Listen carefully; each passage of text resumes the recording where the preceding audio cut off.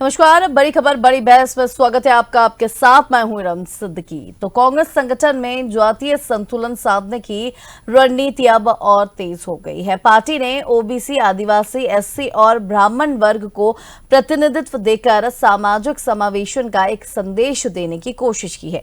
प्रदेश अध्यक्ष जहां जीतू पटवारी ओबीसी वर्ग से हैं, जबकि नेता प्रतिपक्ष उमंग सिंगार आदिवासी समुदाय का प्रतिनिधित्व करते हैं। युवा कांग्रेस अध्यक्ष और महिला कांग्रेस प्रमुख को एससी वर्ग से चयनित किया गया है। वहीं उप नेता प्रतिपक्ष हेमंत कटारे को ब्राह्मण वर्ग से लिया गया है। तो साथ ही सेवा दल प्रमुख के रूप में ब्राह्मण समाज के अहम चेहरे को स्थान देकर संगठनात्मक संतुलन मजबूत करने का प्रयास यहां पे किया जा रहा है। तो कांग्रेस की जातीय संतुलन रणनीति, आज इसी मुद्दे पर हम चर्चा करेंगे। चर्चा के लिए सबसे पहले मैं आपको पैनल से इंट्रोड्यूस कराऊंगी, लेकिन उससे पहले ग्राफिक्स के जरिए यहां आपको बता दें कि ओबीसी, आदिवासी और एससी को प्रतिनिधित्व यहां पे कांग्रेस ने बनाया है। जहां कांग्रेस प्रदेश अध्यक्ष जीतू पटवारी ओबीसी का चेहरा है और वहीं उमंग सिंगार एक आदिवासी का नेतृत्व कर रहे हैं। एससी वर्ग को युवा और महिला नेतृत्व जिस तरीके से उसका चेहरा बनाया गया है, तो वहीं ब्राह्मण समाज को भी अहम जगह दी गई है। यानी कि कांग्रेस का ये जो जातीय संतुलन रणनीति है, ये कहीं ना कहीं एक कांग्रेस की आगामी चुनाव को मद्देनजर रखते हुए ये रणनीति यहां पे बनाई गई है। क्या कुछ खास इसमें रहने वाला है, इसी पे हम चर्चा करेंगे। चर्चा के लिए हमारे साथ पैनल पर जो गेस्ट जुड़े हुए हैं उनसे आपको इंट्रोड्यूस करा देते हैं। कांग्रेस से अंबिका शर्मा जी हमारे साथ जुड़े हुए हैं, वरिष्ठ पत्रकार खिलावन चंद्राकर जी हमारे साथ जुड़े हुए हैं और बीजेपी से भी हमारे साथ ब्रजेश पांडे जी, डॉक्टर ब्रजेश पांडे जी हमारे साथ जुड़े हुए हैं। आप तीनों का बहुत स्वागत है बड़ी खबर बड़ी बहस में। खिलावन चंद्राकर जी, आपसे जानना चाहूंगी सबसे पहले कांग्रेस का ये जाति संतुलन। चलिए खिलावन जी अभी हमारे साथ जुड़ेंगे, ब्रजेश पांडे जी हमारे साथ जुड़ गए हैं। ब्रजेश पांडे जी, आप कैसे देखते हैं इसको, क्योंकि ये जो कांग्रेस का जाति संतुलन की रणनीति है, कैसे देखते हैं आप इसे? देखिए मैं समझ रहा हूँ कि कांग्रेस आज से नहीं, कांग्रेस आजादी के पहले भी और आजादी के बाद हमेशा तुष्टीकरण की राजनीति करती रही। और जो इस देश का कॉन्स्टिट्यूशन बाबा भीमराव अम्बेडकर साहब ने लिखा, उसके अगेंस्ट में हमेशा कांग्रेस ने काम किया है। और ये जातियों में बांटना, समाज को अलग अलग वर्गों में बांटना और जो अनेकता में एकता का देश है, जो राष्ट्रपिता महात्मा गांधी का संदेश था, या जो कांग्रेस के बड़े नेताओं का सरदार वल्लभ भाई पटेल की एक थीम थी, उससे इतर होकर के वर्तमान कांग्रेस काम कर रही है राहुल गांधी के नेतृत्व में। और जिस तरह की सूचियां कांग्रेस ने जारी की है, यद्यपि उनका अंदर का मामला है। आप मुझे बताइए, 71 जिलाध्यक्षों की उन्होंने घोषणा किया। 71 जिलाध्यक्षों में अधिकतर जाति के हिसाब से बनाया कि कहाँ पे अनुसूचित जात, जनजाति वर्ग का। अरे जाति का जनगणना जो जब होगी, भारत सरकार और चुनाव आयोग जब जो भी समझ में समझेगा करेगा, उसके बाद कुछ आप स्टेप लो तो बात समझ में भी आती है। लेकिन बिना सिर पैर की बात करना, जो राहुल गांधी हमेशा करते रहे हैं, वो हर चुनाव में करते रहे। गुजरात का चुनाव रहा हो, महाराष्ट्र का चुनाव रहा हो, और अभी हाल का चुनाव आपने देखा, बिहार के चुनाव में भी उन्होंने इसी तरह का मुद्दा उठाया। एसआईआर को लेकर के अनाप की टिप्पणियां किया, जनता में उनको सिरे से खारिज कर दिया। तो ये जो तुष्टीकरण की कांग्रेस की राजनीति है, इससे कांग्रेस अपने ही समझते हैं, अपने ही पे कुल्हाड़ी मार रही है। इससे कुछ होना जाना नहीं है, क्योंकि अनेकता में एकता ही भारत की मिसाल रही है। और कश्मीर से लेकर कन्याकुमारी तक हमारा अखंड भारत एक है। हमारे समाज में हर वर्ग के लोग, चाहे हमारे मुस्लिम समाज के भाई हों, चाहे वो हिंदू समाज के भाई हों, चाहे सिख समाज के भाई हों, चाहे क्रिश्चियन समाज के भाई हों, सब इस अखंड भारत में अपनी महत्वपूर्ण भूमिका अदा की है। और देश के फेडरल मूवमेंट में भी इन्होंने महत्वपूर्ण भूमिका निभाई है। तो कांग्रेस की ये थीम मैं नहीं समझता हूँ किसी तरह से लोगों के बीच में प्रभावी साबित होगी। और पिछली ही योजनाओं की तहत ये भी सिरे से लोग इसे खारिज कर। चलिए खिलावन जी, आपसे जानना चाहूंगी, क्योंकि जिस तरीके से अगर ये जातीय प्रतिनिधित्व की बात की जाए तो इससे ये राजनीति में सामाजिक न्याय को बढ़ावा मिलता है या जातिवाद को और मजबूती मिलती है? देखिए रम जी, मुझे जहाँ तक ज्ञात होता है, मैं लंबे समय से 35-36 साल से लगातार तकैदा में हूँ और कोई भी राजनीतिक दल, चाहे वो कांग्रेस हो चाहे भाजपा हो, मध्य प्रदेश में दोनों की ज्यादा चर्चा की जानी चाहिए, चाहे और दूसरे दल हो, लेकिन हाँ ये दोनों दल प्रमुख है। दोनों दलों में हमने देखा है कि संगठन में ये समय जो है जातिगत समीकरण और क्षेत्रीयता को ध्यान में रखा जाता है। वैसे ही कांग्रेस भी रखती है, भाजपा भी रखती है। दूसरी प्रमुख बात, जब टिकट का वितरण होता है, चाहे वो कोई भी चुनाव हो, चाहे नगर पालिका नगर निगम के चुनाव हो, चाहे विधानसभा के हो, चाहे लोकसभा के हो, इस बात को भी इस समय भी ध्यान में रखा जाता है कि जातिगत समीकरण को किस तरह से साधा जाए। और मुझे लगता है राजनीति का ये महत्वपूर्ण अंग है। और जहां तक कांग्रेस की बात है, कांग्रेस में वर्तमान में जो संगठन में प्रमुख लोग हैं, जैसे जिस तरह से ओबीसी वर्ग के जीतू पटवारी प्रदेश अध्यक्ष हैं, उसी तरह से आदिवासी वर्ग के जो उमंग सिंगार है वो नेता प्रतिपक्ष हैं। उसी तरह से आप देखिएगा कि युवक कांग्रेस के अध्यक्ष बनाए गए हैं सोनकर, वो उनको देखिएगा। आज कल जो महिला कांग्रेस के अध्यक्ष बनाई गई हैं, वो भी ये दोनों अनुसूचित जाति वर्ग के हैं। और मुझे लगता है कि इस तरह का समीकरण बैठाने का प्रयास जो है किया जाता है। देखिए जो रीना बौरासी है, वो कोई ऐसा अननोन नाम नहीं है, सब लोग जानते हैं, विधानसभा के चुनाव भी लड़ चुके हैं, उसके पिताजी सांसद रह चुके हैं, तो बड़ा नाम है। और अनुसूचित जाति वर्ग को जो है प्रतिनिधित्व करती है। इसी तरह से देखिएगा जो कल प्रदेश अध्यक्ष बनाया गया है कांग्रेस सेवा दल के अविनाश भार्गव, वो भी ब्राह्मण जाति के हैं। और उप नेता प्रतिपक्ष के रूप में जो कार्यरत हैं हेमंत कटारे जी, ये भी ब्राह्मण वर्ग के हैं। तो मुझे लगता है कि देखो, वर्गों को तराशने के लिए, वर्गों को अपने तरफ मिलाए रखने के लिए इस तरह के कवायदे कांग्रेस में चल रही है। और भाजपा में भी चलती, कोई ऐसी महत्वपूर्ण बात नहीं कि कांग्रेस में चल रही है। तो एक राजनीति का महत्वपूर्ण अंग बन चुका है इस तरह के जाति समीकरण को साधना।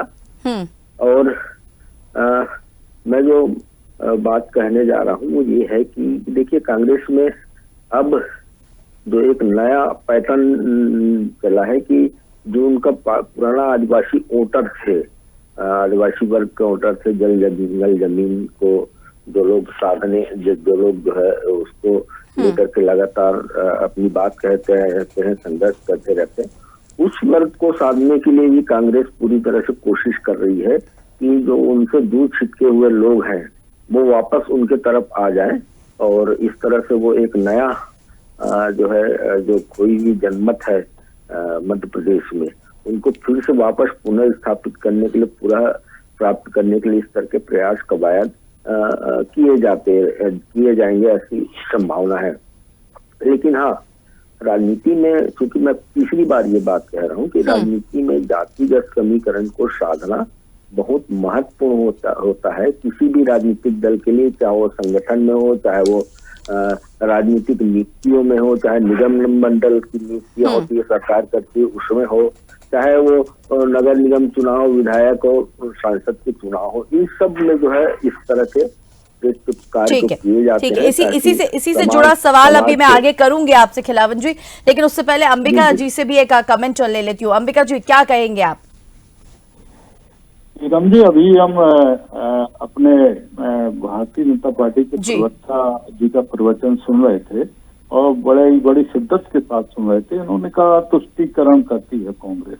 अभी जो हमारी नियुक्तियां हुई हैं, इसमें तुष्टीकरण कहाँ दिख रहा है इनको? हमारे अगर पूरे कांग्रेस परिवार के ऊपर नजर डाली जाए और जो नियुक्तियां हमारे यहाँ की गई हैं, वो विभिन्न जातियों को प्रतिनिधित्व दिया है पार्टी ने, हमारी ने। तो आदिवासी वर्ग से हमारे नेता प्रतिपक्ष हैं, पिछड़े वर्ग से प्रदेश अध्यक्ष जी हैं, हमारे सेवा दल के अभी ब्राह्मण बने हुए हैं बहुत समय बाद, और अभी रीना बौरासी बनी है, ये एससी वर्ग से आती है। तो जितने भी हमारे पद हैं, चाहे वो यूथ कांग्रेस के हों, NSCY के हों, कांग्रेस के हों, सेवा दल के हों, महिला कांग्रेस को, विभिन्न जातियों को हम लोगों ने लिया है और उनमें भागीदारी सुनिश्चित की है। हम तो एक समावेशी दृष्टिकोण के व्यक्ति हैं। अनेकता में एकता का ये राग राप रहे थे। अनेकता में एकता तो कांग्रेस के मूल में है। हमारा भारत अनेकता में एकता वाला भारत है। ये भारत की खूबसूरती है। ये यहाँ पर राजनीति में जो ध्रुवीकरण का एक नया दौर इन्होंने भारतीय जनता पार्टी ने शुरू किया है, पूरा देश जानता है, पूरी मीडिया जानती है जिस प्रकार से धर्म के नाम पर इन्होंने लोगों को विभाजित करने की कोशिश की है अपनी सत्ता की प्राप्ति के लिए, राजनीतिक स्वार्थ की पूर्ति के लिए, राजनीतिक उद्देश्यों की पूर्ति के लिए। वो किसी से छिपा नहीं है। और अगर इस प्रकार की बात करें कि तुष्टीकरण कहाँ से आ गया?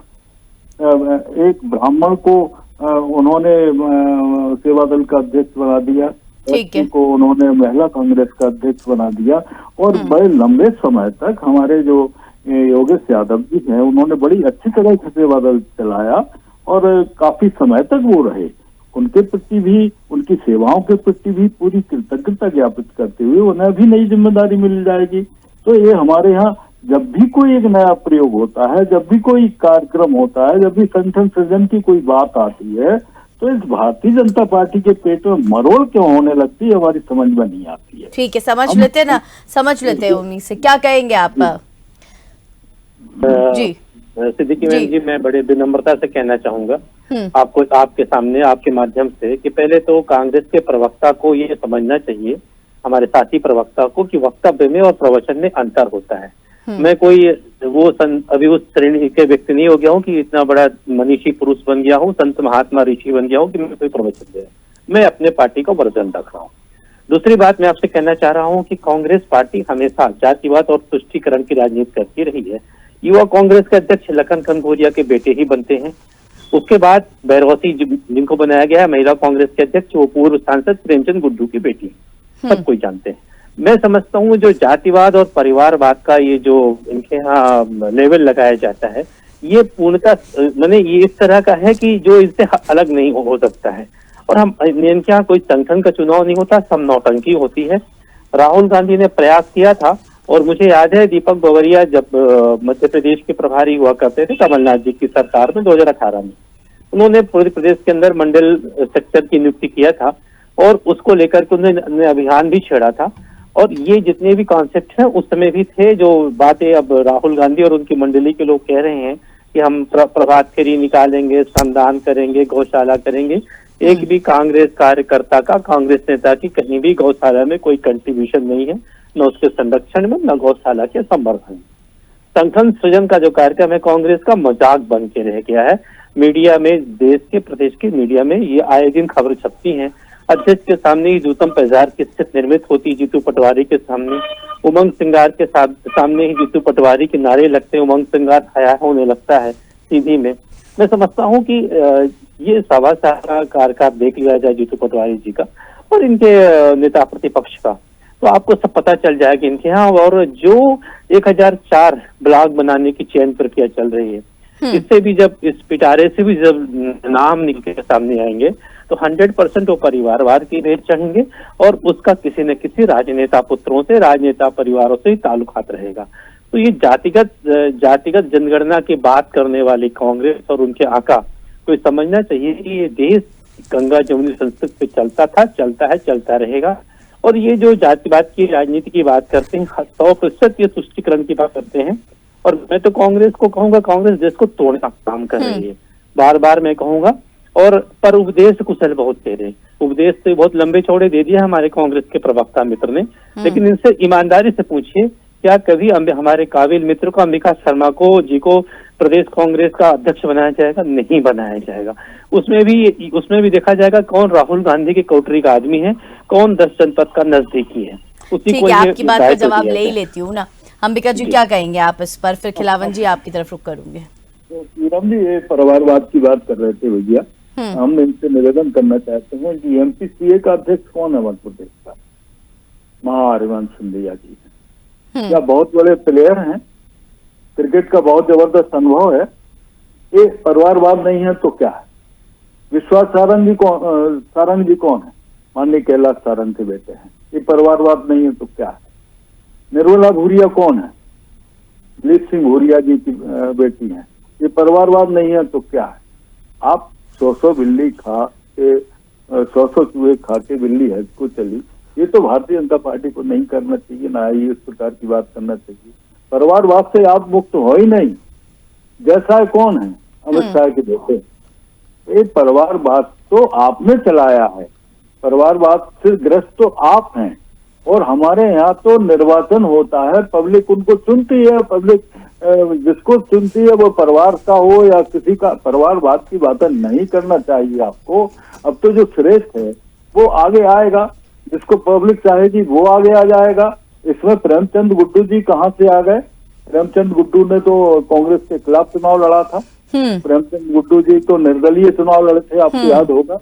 रीना बोरा सिंह ने कांग्रेस का जिस प्रकार से साथ दिया, जिस प्रकार से कांग्रेस के लिए अपने आप को होम कर दिया, मेहनत की, कांग्रेस मजबूत करने में उसने पूरी जान लगा दी, तो एक ऊर्जावान एक नारी शक्ति है, तो उसको कांग्रेस ने मौका दिया। इसमें कहाँ परिवारवाद आ गया? हमारी समझ में नहीं आता। अवनीश भार्गव जी हैं, ये परिवारवाद की तरफ से आते हैं। इनके फोर फादर या इनके पिताजी वगैरह कोई राजनीति में बहुत बड़ी पोस्ट पर थे क्या? ये समझ में नहीं आता परिवारवाद कहाँ से। चलिए, जाति संतुलन से हम परिवारवाद पे पहुंच गए हैं। अंबिका जी, क्या कहेंगे? ब्रजेश जी, आप जाति संतुलन से सीधे परिवारवाद। देखिए मैम जी, इस समाज को, इस प्रदेश को, इस देश को जातियों में बांटने का घृणित कार्य जो कांग्रेस पार्टी कर रही है वो इनसे छुपा नहीं है और जनता भी देख रही है। इसीलिए लगभग हर चुनावों में ये बुरी तरह की मुंह की खा रहे हैं। क्योंकि देखिए, आज हम लोग सामाजिक समरसता की बात करते हैं, सामाजिक न्याय की बात करते हैं, सामाजिक एकता की बात करते हैं, और उसके बीच में हम जातिवाद को छेड़ देते हैं सिर्फ तुष्टीकरण करने के लिए।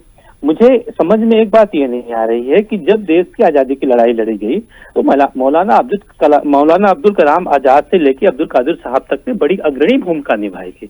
तो ये जो जातिवाद की राजनीति कर करके आप कि इनके बेटे यही प्रदेश अध्यक्ष बनेंगे, उससे अधिक वोट किसी और को मिल रहा है। अनाउंसमेंट जो होता है वो यूथ कांग्रेस का, उसमें नाम निकल के पिटारा जब खुलता है तो उसमें लखन घनघोरिया जी के बेटे ही चुनाव को जीत के आते हैं। जब पिटारा निकलता है तो प्रेमचंद गुड्डू जी कांग्रेस के सांसद थे, बीजेपी के सांसद नहीं थे, लगातार वो कांग्रेस के सांसद थे, यूथ कांग्रेस के प्रदेश के अध्यक्ष रहे हैं। मैं समझता हूँ उससे जब निकलती है, अब तो बातें सामने आती है कि वो महिला कांग्रेस के अध्यक्ष को बनाया गया, तो वो प्रेमचंद गुड्डू की बेटी को।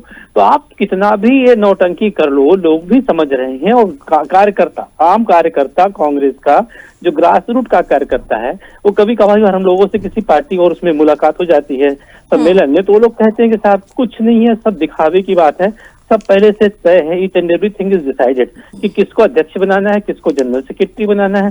सिर्फ औपचारिकता है, हम अपना पैसा खर्च करके मेंबर बनाते हैं, चुनाव लड़ते हैं, लड़ाते हैं घर की पूंजी लगा करके, और जब पिटारा निकलता है तो किसी मंत्री का बेटा कैबिनेट मंत्री का बन जाता है, कोई मुख्यमंत्री का भतीजा बन जाता है, कोई विधानसभा अध्यक्ष का लड़का बन जाता है। तो ये सब चीजें जो हो रही है, इससे आप कांग्रेस को मजबूत नहीं कर रहे हैं, आप उनकी पार्टी के मतलब और कांग्रेस को धरातल में कमजोर कर रहे हैं। और भारतीय जनता पार्टी जनता की पार्टी है, सबका साथ सबका विकास लेके चलती है, और उसकी थीम ही समाज के अंदर जो है वो समाज को उससे उच्चतर दिशा देने की है, और उसमें माननीय मोदी जी के नेतृत्व में, डॉक्टर मोहन यादव जी के नेतृत्व में हम लोग सफल हुए। चलिए खिलावन जी, आपने अभी जिस तरीके से आपसे बातचीत हो रही थी, तो मेरा सवाल ये है कि कांग्रेस में अगर ये जाति संतुलन की बात हो रही है, अगर ये जाति संतुलन देखा जा रहा है, तो क्या आंतरिक एकता को मजबूत करेगा ये जाति संतुलन, या एक नई गुटबाजी को जन्म देने लगेगा? देखिए, फिर मैं कह रहा हूँ हिरण जी कि जातिगत समीकरण को साधना न सिर्फ अभी कांग्रेस ने साधी, बल्कि भाजपा भी सदैव से साधती रही है, लंबे समय से साध रही है। सारे राजनीतिक दल जाति समीकरण को साधते हैं, लेकिन मुझे लगता है कि लेकिन खिलावन जी, कहीं ना कहीं गुटबाजी की बात तो लगातार देखी जा रही है ना कांग्रेस में, अंतरकलह तो देखी जा रही है ना कांग्रेस में, नाराजगी देखी जा रही है कांग्रेस में। निश्चित रूप से कांग्रेस और गुटबाजी का चोली जाबन का संबंध रहा है। लंबे समय से, लंबे अरसे से, कई वर्षों से हम देख रहे हैं, 40 हम जब आजादी के बाद से ही देख रहे हैं कि कांग्रेस और गुटबाजी का चोली दामन का संबंध रहा है। उसके बावजूद भी देश में लंबे समय तक कांग्रेस ने राज की है, प्रदेश में राज की है लंबे समय तक। तो मुझे लगता है कि गुटबाजी से कांग्रेस को बहुत ज्यादा अंतर नहीं आता होगा, ऐसा मेरा अंदाजा है। लेकिन जैसे हमारे भाजपा के प्रवक्ता साथी कह रहे थे लगातार कि तुष्टीकरण, देखिए इसमें तुष्टीकरण का भाव इस संगठन में जो लिया गया है, कांग्रेस में जो संगठन में जिन लोगों को लिया गया उसमें तो तुष्टीकरण का भाव है ही नहीं। तुष्टीकरण जब होता है जब आप वर्ग विशेष या संप्रदाय विशेष या धर्म विशेष के लोगों को अपने तरफ मिलाने के लिए उन्हें ज्यादा अधिकार दे देते हैं, अधिकार संपन्न बना देते हैं, पद दे देते हैं, तब तुष्टीकरण का सवाल आता है।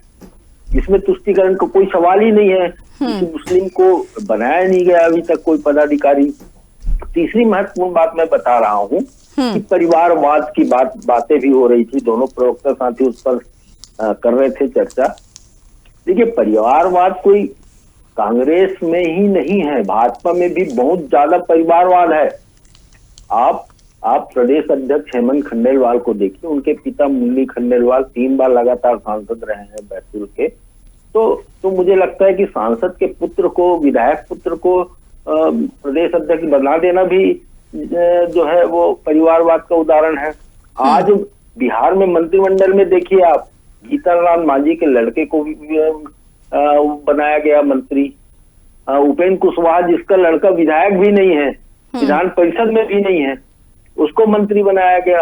अर्थात आप जो है ऊपर से नीचे तक, चाहे कांग्रेस हो चाहे भाजपा हो, वो जातिवाद की राजनीति से अलग अपने आप को कर नहीं पा रही है। इसलिए एक दूसरे पर, यदि कांग्रेस भाजपा पर आरोप लगाती है, भाजपा कांग्रेस के ऊपर आरोप लगाती है जातिवाद की, तो मैं नहीं मानता कि ये जातिवाद का आरोप जो है एक दूसरे पर लगते हैं, बल्कि दोनों लिप्त हैं, दोनों ही दल लिप्त हैं। इसलिए इस पर बहुत ज्यादा अंतर नहीं पड़ सकता। लेकिन आज जो आपका विषय है कि जातियों को साधने का जो क्रम शुरू किया है कांग्रेस ने, उस पर चर्चा हमारी होना चाहिए। निश्चित रूप से कांग्रेस ने साधने का प्रयास किया और हर दल साधते हैं। भाजपा की बारी आती, भाजपा का भी प्रदेश कार्यकारिणी की गठन हुई, उसमें क्या जातिवाद का समीकरण को नहीं साधा गया क्या? ठीक है, ठीक।